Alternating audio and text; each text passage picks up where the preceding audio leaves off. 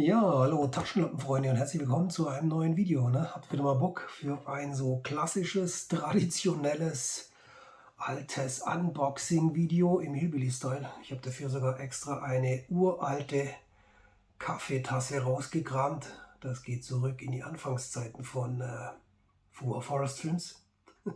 Seht ihr noch, was an der Ausrüstung da war? Ich weiß nicht, ich habe ewig lang gebraucht, bis ich das Zeug hier so aufgestellt habe. Das ist gut für ein Bannerbild im YouTube-Kanal damals gebraucht hat. Aber jetzt würde ich mal sagen, holt euch ja was zu trinken und dann machen wir hier mal wieder mal ein klassisches Taschenlampen-Unboxing.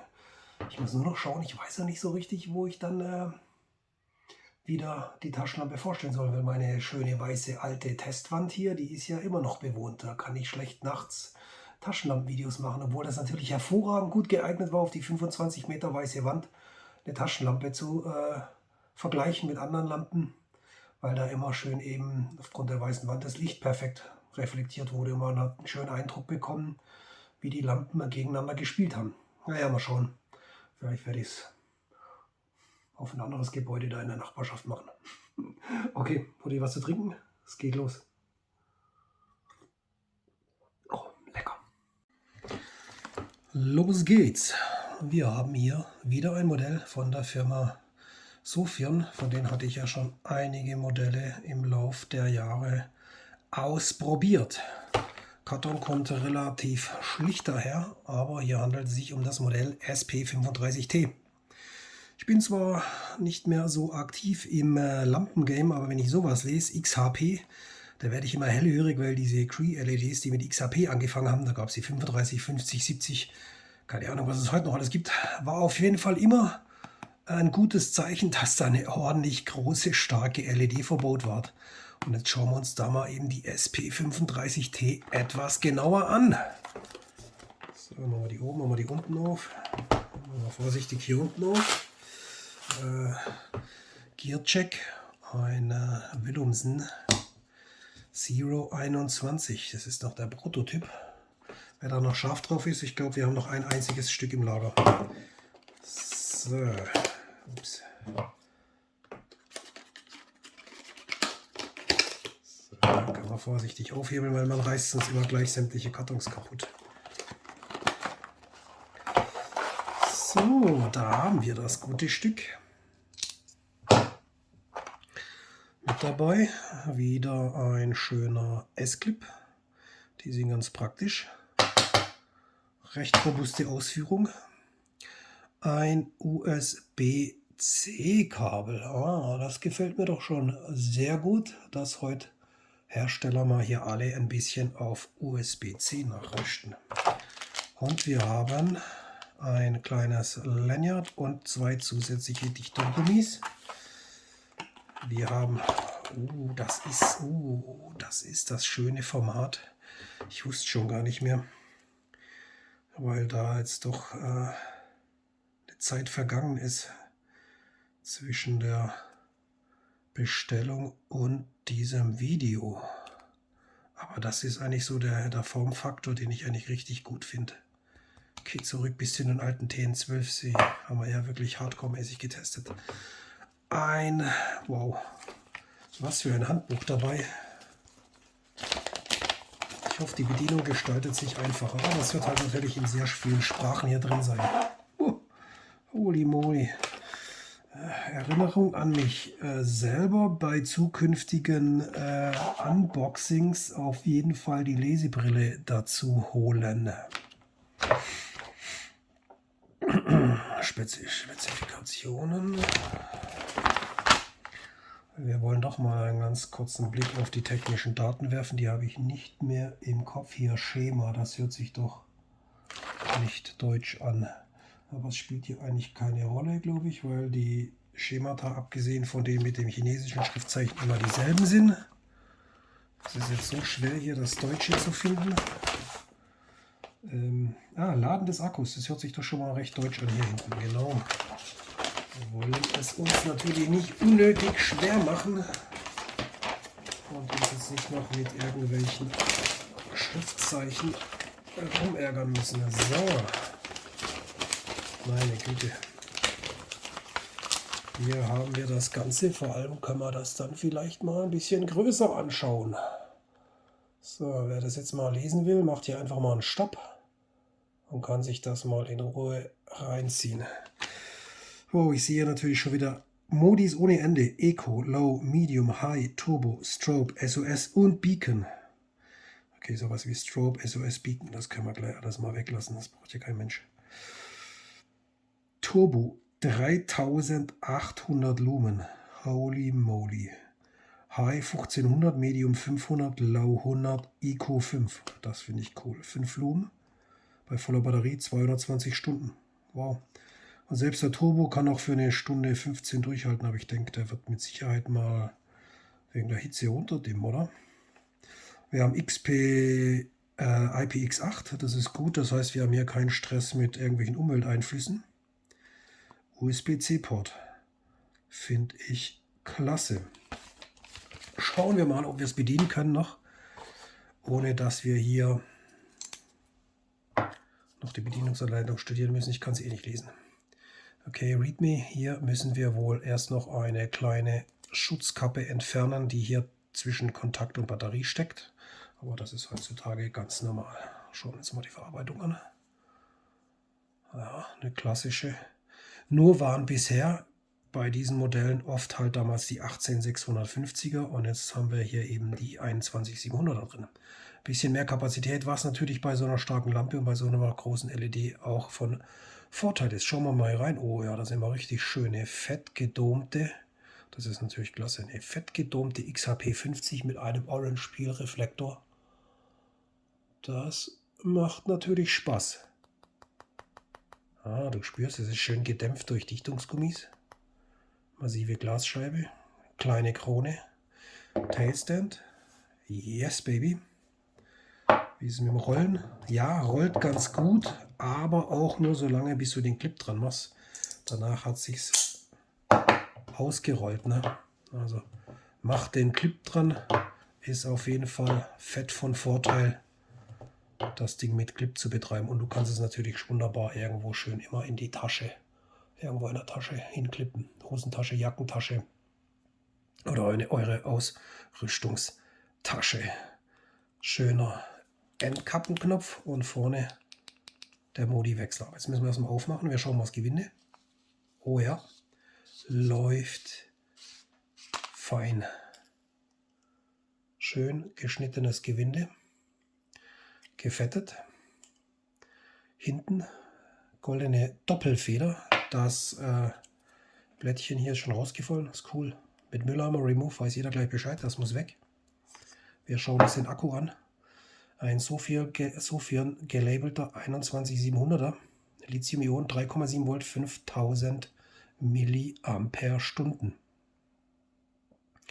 Okay, das dürfte erstmal reichen. Flachkopf hier. Wie sieht es vorne drin aus? Ah ja, sehr schön. Auch vorne eine goldene Feder. Das heißt, der Akku ist perfekt in beide Richtungen stoßgedämpft.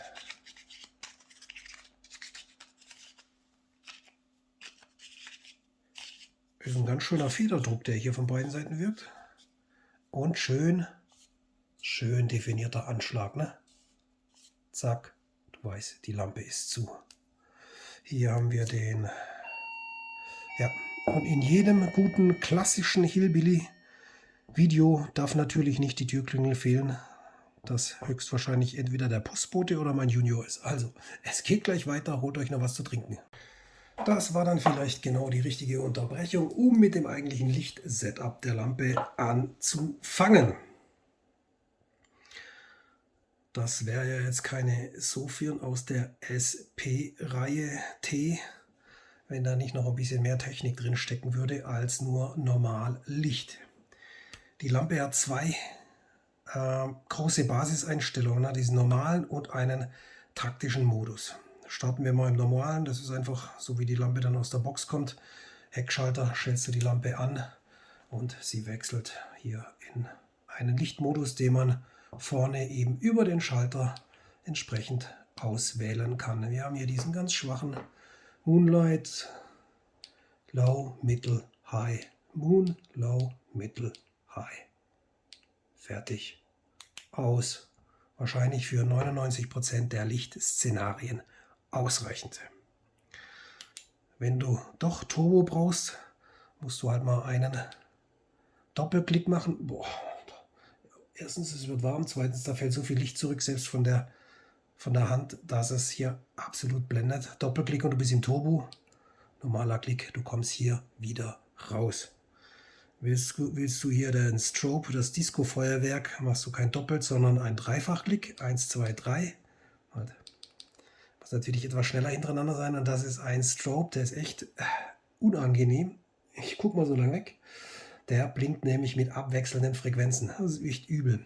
Wenn ihr in diesem Strobe seid, könnt ihr durch einen weiteren Doppelklick in den SOS-Modus wechseln oder durch einen weiteren Doppelklick in einen Beacon-Mode. Irgendwo nachts was passiert, du stellst einfach mal die Lampe irgendwo in die Landschaft und lässt das Ding hier im 21, 22, ja, im 2-Sekunden-Rhythmus einmal blinken, dann sehen schon andere Verkehrsteilnehmer aus der Ferne wahrscheinlich, oh, da ist irgendwas passiert. Ihr klickt wieder und das Ding springt zurück in den schwachen Modus. So, ist natürlich sehr viel Geschalte. Kein Problem, wenn du Zeit hast und entspannt bist und sowieso nicht die volle Power immer zur Verfügung brauchst, sondern dann einfach sagst, so, ich klicke mal einfach mal hier unten, suche mir eine Helligkeitsstufe aus, die mir hier reicht, im Keller oder nachts draußen mich zurechtzufinden, und wenn ich sie nicht mehr brauche, zack, schalte ich wieder aus. Sagst du jetzt aber, ich muss vielleicht unter Stresssituationen mit dieser Lampe klarkommen, braucht dann auch immer die Full Power, und dann hast du natürlich die Möglichkeit, hier mal in diesen taktischen Modus zu schalten. Da verringern sich nämlich die Lichtfunktionen auf High und Turbo, was natürlich in so einer Situation nur benötigt wird. So, und wir schalten dafür die Lampe an. Und dann hältst du einfach den Hauptschalter einmal 3 Sekunden gedrückt. Und dann wechselt das Ding vom normalen Lichtmodus in den Turbo-Modus. Und da hast du dann nur noch 2 Lichtmenüs hier drauf, entweder stark oder den Turbo. Und du kommst hier dann schon durch einen Doppelklick in den Strobe. Wow, echt hell. Aber ich glaube sogar fast, die Batterie ist nicht ganz voll. Aber das spielt hier für die Demonstration sowieso keinen Zweck. Wenn wir eine Nachtaufnahme machen, werden wir natürlich vorher die Batterie voll an. Ist auch gut warm geworden, klar. Mit der Maximal-Blumenanzahl, die hier angegeben ist, von 3800. Das ist ganz ordentlich. Heckschalter ist natürlich super schnell, und im taktischen Modus startet die Lampe dann immer mit der maximalen Lichtstufe. Könnt dann 1 runterschalten oder noch schnell durch einen Doppelklick hier in den Strobe zu kommen. Ihr habt hier auch einen Schnell-Strobe-Modus, wenn ihr den Heckschalter kurz antippt, bevor ihr ihn durchklickt, also sozusagen einen Doppelklick drauf macht, also Tap-Klick oder Tap-Tap und dann halten, Tap-Tap, Tap-Klick, egal wie, ihr müsst das Ding halt zweimal pressen, dann entweder arretieren oder wieder loslassen, so kommt ihr auch sofort im taktischen Modus an den Strobe, der für euch dann interessant ist, ja, so Security, Werkschutz, Türsteher, was auch immer. Ist vielleicht interessant zu wissen, wie man schnell an den Strobe über den Heckschalter kommt, der natürlich breit genug ausgeführt ist, um den auch mit Winterhandschuhen bedienen zu können. Wenn du gerade irgendwo draußen rumstehst, ist vielleicht nicht schlecht, wenn die Lampe hier sofort im hohen Lichtmodus startbar ist oder durch so einen Tab-Klick in den Strobe zu bekommen ist. Und das Ganze eben mit Handschuhen. So, ihr sagt, okay, Nachtschicht vorbei, jetzt brauche ich wieder die Lampe im normalen Modus. Dann schaltet ihr sie einfach wieder an, haltet den Lichtschalter 3 Sekunden gedrückt und die Lampe springt einfach wieder zurück in euer normales Setup. Es wird kurz quittiert durch ein Aufflackern der LED und ihr seid dann wieder im ganz schwachen Modus. Gut, es fällt noch ein bisschen Licht hier durchs Fenster. Ich habe mal die Scheinwerfer ausgeschaltet. Dann können wir vielleicht noch mal ganz kurz schauen, wie sich das hier auf der Holzplatte bemerkbar macht. Eine dunkle Holzplatte, die hier etwas reflektiert. Aber die Kamera leuchtet ja dementsprechend auch immer wieder regelt immer wieder runter. Deshalb ist es ja ein bisschen schwierig, das hier zu demonstrieren, aber wir werden noch eine Nachtaufnahme machen. Aber was mir gut gefällt, ist so ein 5 Lumen schwacher Low-Modus. Der reicht nämlich dann wirklich im Stockdunkeln, wenn euch eure Augen an das Licht gewöhnt haben, reicht so ein 5 Lumen-Modus perfekt, ohne um gleich wieder nachtblind zu werden und um euch in einem Raum zu orientieren, reichen 5 Lumen. Das ist sehr guter Wert. Also ich habe lieber eine Lampe mit einem guten schwachen Modus wie mit einem zu starken, weil so viel Licht brauchst du nachts in naher Entfernung sowieso nicht. Das Auge muss sich dann erst wieder an die Dunkelheit gewöhnen. Die Lampe wird heiß und verbraucht natürlich Unmengen von Strom. Je nachdem, wie lange du vielleicht unterwegs bist, kann das hinten raus dann mal knapp werden. Darum arbeitet immer nur mit so wenig Licht, wie ihr auch wirklich gerade benötigt. So, das wäre dann die nächste Stufe. Die nächste, man sieht jetzt die Zunahme gar nicht so stark, wie ich es in echt sehe, weil einfach die Kamera wieder runter reguliert. Ne? Da kommt hier zu viel Licht schon von der Tischplatte zurück, darum reguliert die hier wieder gegen. Aber hier die 5 Lumen, ich denke mal, das wird der meistgenutzte Modus hier wahrscheinlich in der Nacht für mich werden. So, wir machen die Lichter wieder an. Bei keinem klassischen Review darf noch sowas fehlen wie Maße und Gewichte. Könnten wir jetzt natürlich auch in dem kleingedruckten Bedienungsheftchen ablesen, aber wir können das hier auch gleich wirklich richtig vermessen. Sie ist kein Federgewicht, denn sie hat eine gewisse Größe und durch den größeren Akku auch ein gewisses Gewicht. Also ich sage mal, das ist nichts EDC für die Hemd- oder Hosentasche. Das ist schon eher was für deinen Rucksack, deine EDC-Tasche oder im Winter, gerade in der dunklen Jahreszeit, dann für draußen, wenn du mit den Hunden noch mal eine Runde läufst oder mal nachts nach dem Rechten schauen musst, für die Manteltasche. Der Mantel, der dann griffbereit an der Tür hängt. So, wir schalten noch hier doch auf die Gramm um. Dann nehmen wir es heute mal ganz genau. So. Genau 160 Gramm mit Clip und Batterie. Ja, das ist eine Ansage. Kommen wir zum Vergleich, was wiegt das Taschenmesser? 140 Gramm. Also 160 Gramm. Das ist schon ordentlich. Da wurde nicht mit Material gespart. So, wir messen mal. Wir haben hier eine Gesamtlänge von über die Krone bis ganz am Ende genau 14 cm. 160 Gramm, 14 cm und sage ich mal hier ein Kopfdurchmesser von 23 mm. Also, ja, ich sage mal hier über die Kielrippen, das ist noch ein bisschen mehr, ich würde mal sagen, naja, so 2,5 cm. 2,5 cm im Durchmesser, 14 cm Länge, 160 Gramm schwer. Also das ist schon eine ausgewachsene zivile, taktische Taschenlampe. Könnt ihr umstellen, so wie ihr das eben braucht. Ihr habt gesehen, recht einfach 3 Sekunden lang den Knopf gedrückt halten. So, kommen wir zum Fazit. Das Unboxing, wie sie sich im Dunkeln schlägt, das werden wir erst noch sehen. Tja, Freunde, was soll ich sagen? Die Ausführungen dieser Lampen gefallen mir nach wie vor gut. Ich bin ja ein großer Fan dieser Heckschalter.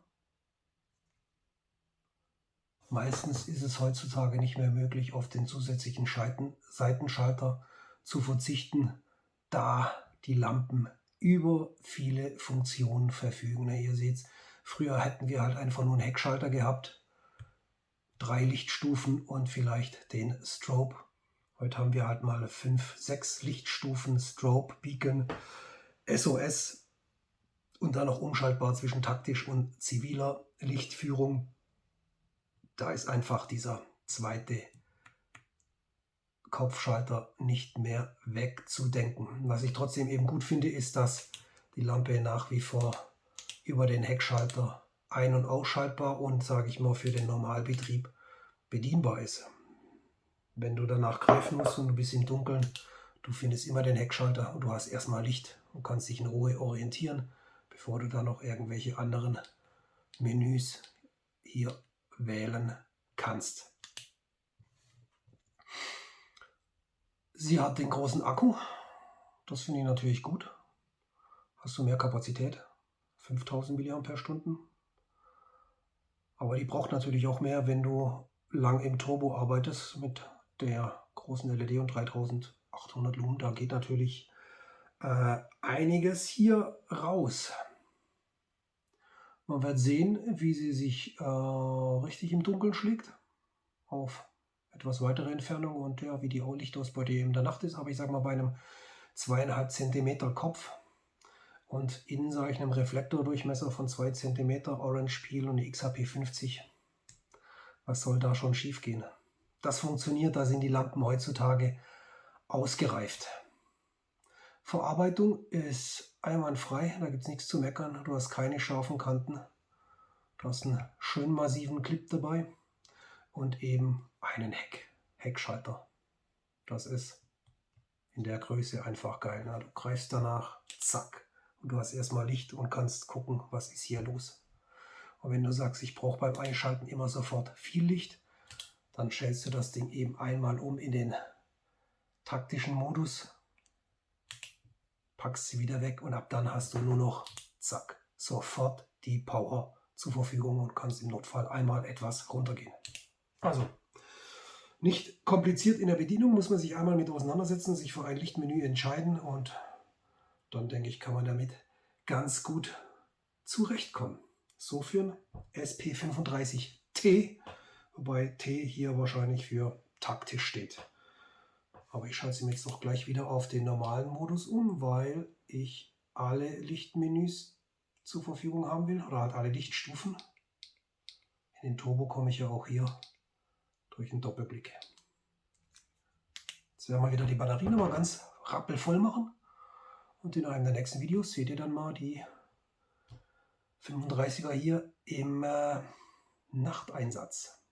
Muss ich noch wieder ein geeignetes Gelände dafür finden, aber dann geht es weiter hier in Teil 2. Gut, ist glaube ich jetzt ziemlich lang geworden, ne? Aber gut, so ist es halt mit klassischen Hillbilly Unboxing Videos. Da wird ein Haufen Zeug gelabert. Gut, ihr wisst ja, wo man die Dinger bekommen kann, ne? Beim großen Fluss.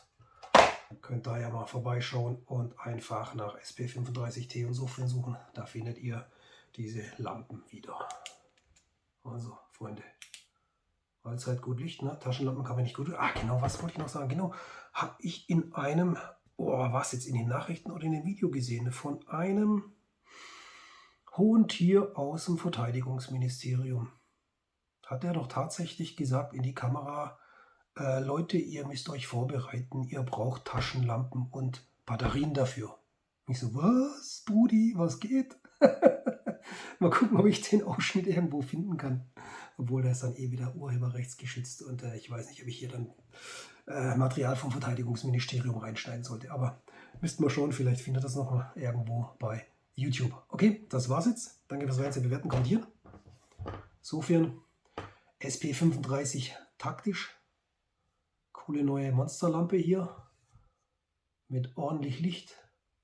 Vielen Funktionen, für manche wahrscheinlich schon wieder zu viel, aber wie gesagt, ihr könnt es ja einschränken, indem ihr euch für einen Modi entscheidet. Also, das war's. Allzeit gut Licht, Freunde. So, jetzt nochmal Schluck Tee aus der Retro-Tasse.